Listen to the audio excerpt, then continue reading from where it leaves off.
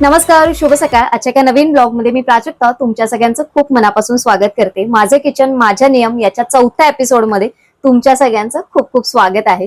तर आज मी तुम्हाला ना अशा काही रेसिपीज दाखवणार आहे.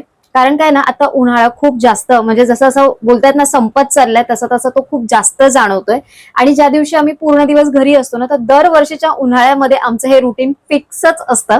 आणि कसं काय असतं ना, आपल्याला पूर्ण दिवस जेव्हा घरी असतो आणि आपल्याला कामावर जातो तर एवढं काही सवय नसते. म्हणजे बऱ्याच वेळा ऑफिसेसमध्ये आता बऱ्याच ठिकाणी सगळ्यांकडे एसीज वगैरे असतात. त्याच्यामुळे तेवढं आपल्याला घरात राहिलं ना, की म्हणजे थोडंसं जाणवतं की अरे किती गरमी होणार आणि दिवसभर काही आपण एसी वगैरे नाही लावून बसत. अशा वेळेस ना थंड वगैरे खाण्याची खूप जास्त इच्छा होते. तर मी आज ना अशा रेसिपीज शेअर करणार आहे. रेसिपी किंवा तुम्ही स्नॅक्ससाठी किंवा जो आपण गरमीसाठीचा जो ऑप्शन शोधतोय ना, तर विदाऊट गॅस म्हणजे ऑन न करता मी सकाळचा ब्रेकफास्ट काय करते आणि पूर्ण दिवसात ज्यावेळेस कोल्ड्रिंक पिण्याची किंवा आईस्क्रीम खाण्याची इच्छा होते ती कशी रोकावी यासाठी मी काय करून ठेवते, म्हणजे काय पदार्थ रेडी करून ठेवते माझ्या किचनमध्ये पूर्ण दिवसासाठी, ते आजच्या ब्लॉग मध्ये तुम्हाला बघायला मिळणार आहे. तर ब्लॉग कुठेही स्किप न करता बघा. तर चला आजच्या ब्लॉगला सुरुवात करूया.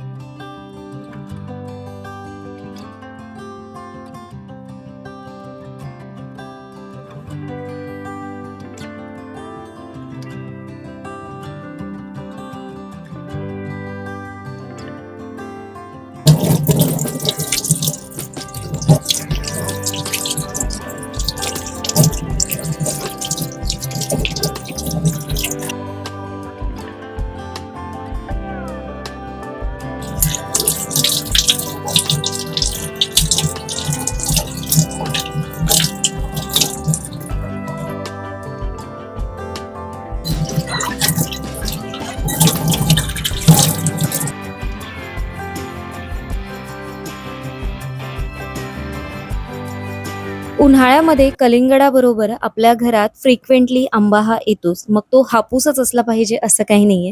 वेगवेगळ्या प्रकारचे मार्केटमध्ये भरपूर सारे आंबे अवेलेबल असतात आणि त्यातला कुठला ना कुठला तरी एखादा आंबा आपल्या घरी असतोच असतो. तर मी इथे एक आंबा घेतलाय आणि तो पूर्णपणे सोलून घेतलाय. जे आपलं पिलर असतं त्याने त्याची साल काढून घेतली आहे आणि नंतर ना मी ते सोलून छानपैकी त्याचे स्लाइस करून घेतलेले आहेत. तर आता सर्वात आधी मी तुम्ही याला मँगो पुडिंग पण म्हणू शकता, चॉकलेट मँगो पुडिंग. हे लहान मुलं पण आवडीने खाऊ शकतात. तर त्याची टेस्ट खूप छान येते. आपण चॉकलेट फ्लेवरमध्ये करणार आहोत. तर मी इथे सब्जा घेतलेला आहे. त्याच्यामध्ये मिक्स सीड्स टाकलेत थोडेसे. थोडीशी कोको पावडर मी याच्यामध्ये ॲड करणार आहे. तुमच्या आवडीनुसार तुम्ही याच्यामध्ये ॲड करू शकता. जर तुम्हाला कमी, जास्त, कडू, गोड कसा फ्लेवर हवा आहे त्या पद्धतीने तुम्ही करा. ओट्स मी नॉर्मल ओट्सच घेतलेले आहेत. मध मी याच्यामध्ये कमी प्रमाणात टाकणार आहे. खूप जास्त मध टाकणार नाहीये. जर तुम्हाला आवडत असेल तर तुम्ही साखर किंवा गूळ पण वापरू शकता.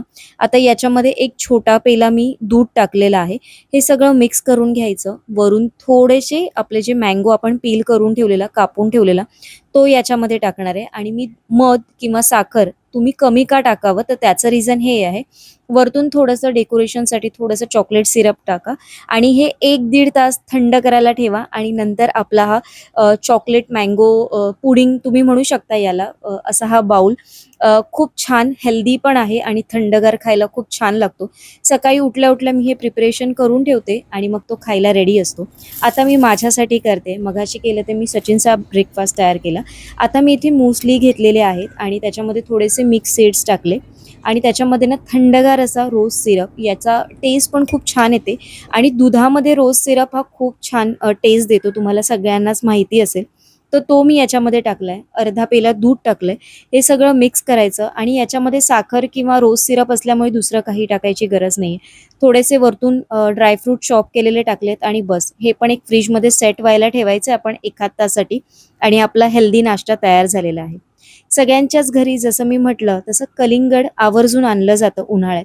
तसं मी देखील घेऊन आलेली आहे बघा. आणि जेव्हा पूर्ण दिवस आम्ही सॅटर्डे संडे येतो ना, तेव्हा एक मोठं कलिंगड घेऊन येतो आणि ते मग 2 दिवसात बऱ्यापैकी संपून जातं. तर प्रत्येक वेळेस आपण काही कापून खातो असं नसतं. कंटाळा पण येतो आपल्याला बऱ्याच वेळा. तर त्याच्यामुळे जर तुम्हाला चालत असेल किंवा तुम्हाला शक्य असेल, तर असं त्याचे एखादे वेळेस तुम्ही साईडचं कापून त्याच्या ज्या काही असतील स्लाइस करा. खूप जास्त मोठ्या पीसेस नाही करायचे आणि जास्त छोटे पण नाही. असे तुम्ही करून एखाद्या स्टीलच्या डब्यात किंवा काचेच्या डब्यात तुम्ही हे भरून ठेवू शकता आणि फ्रीजमध्ये स्टोअर करा आणि दिवसभरात तुम्हाला जेव्हा कधी खायचं असेल तर फक्त फ्रीजमधनं काढा आणि थंडगार कलिंगड आपण एन्जॉय करू शकतो. म्हणजे दुसरं काही खाण्याच्या ऐवजी तुम्ही हे देखील खाऊ शकता. आणि जर तुमच्याकडे तेवढा वेळ असेल आणि तुम्हाला असं ठेवलेलं आवडत नसेल, तर तुम्ही त्या वेळेस देखील कापून पाहिजे तसं खाऊ शकता.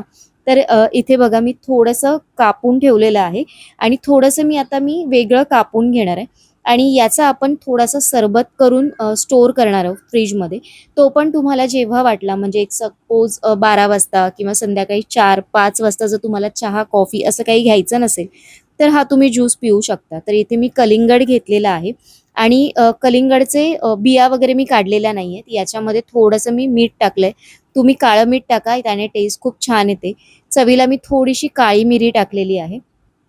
थोडंसं लिंबाचा रस याच्यामध्ये घेतलाय आणि रोज सिरप टाकलेला आहे. बस. आपण याच्या व्यतिरिक्त याच्यामध्ये काही टाकणार नाही. तुम्हाला वाटलंच तर तुम्ही पुदिना वापरू शकता. पण पुदिना न वापरता तुम्ही अशा पद्धतीने एकदा करून बघा. याची टेस्ट खूप छान येते. रोज सिरप आणि कलिंगड अगदी छान टेस्ट देतात. तर आता आपण हा गाळून घेणार आहोत. गाळायची गरज नसते, पण बिया आपण अशाच घेतलेल्या. त्याच्यामध्ये म्हणून मी हा गाळून घेतलेला आहे आणि बघू शकता इतका याचा कलर सुंदर आलेला आहे ना. कलिंगड आणि त्याचा जो रोज सिरपचा तो कलर कॉम्बिनेशन झाल्यामुळे खूप सुंदर आलाय. आता ही जी पद्धत आहे ना, तुम्ही याला बरीच नावं देऊ शकता. आता इथे मी आंबा घेतलेला आहे, त्याच्यामध्ये दही आणि दूध समप्रमाणात घेतलेलं आहे. थोडीशी साखर टाकली आहे. आंबा कितपत गोड आहे हे बघून तुम्ही साखर याच्यामध्ये ॲड करा. मिक्सरला बारीक वाटून घ्यायचं. तुम्ही हे आमरस म्हणून पण खाऊ शकता, मँगो मस्तानी म्हणून पण खाऊ शकता किंवा तुम्ही याचा फालुदा पण करू शकता किंवा मग म्हणजे ज्यूस असतो आंब्याचा ते म्हणून पण तुम्ही हे एन्जॉय करू शकता. तर अशा पद्धतीने हा खूप अगदी जाडसर होतो, खूप पातळ देखील होत नाही. तर चपाती बरोबर वगैरे खायला पण खूप भारी टेस्ट देतो. थोडीशी वेलची पावडर असेल तर वेलची पावडर टाका. वरतून थोडेसे आंबे आणि बदाम देखील टाकू शकता.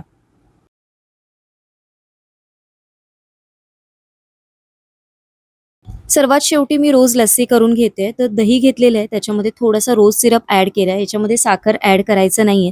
थोडीशी आंबट, थोडीशी गोड अशी बॅलन्स टेस्ट याची तयार होते आणि आपला छानपैकी ही लस्सी तयार झालेली आहे. तुम्ही ही दुपारच्या वेळेस छान अशी एन्जॉय करू शकता. सब्जा टाका आणि याच्यामध्ये अजून थोडासा थंडावा ॲड होतो. वरून थोडंसं डेकोरेशन करा आणि बस आपली ही मँगो लस्सी बरोबर रोज लस्सी पण तयार झाली आहे.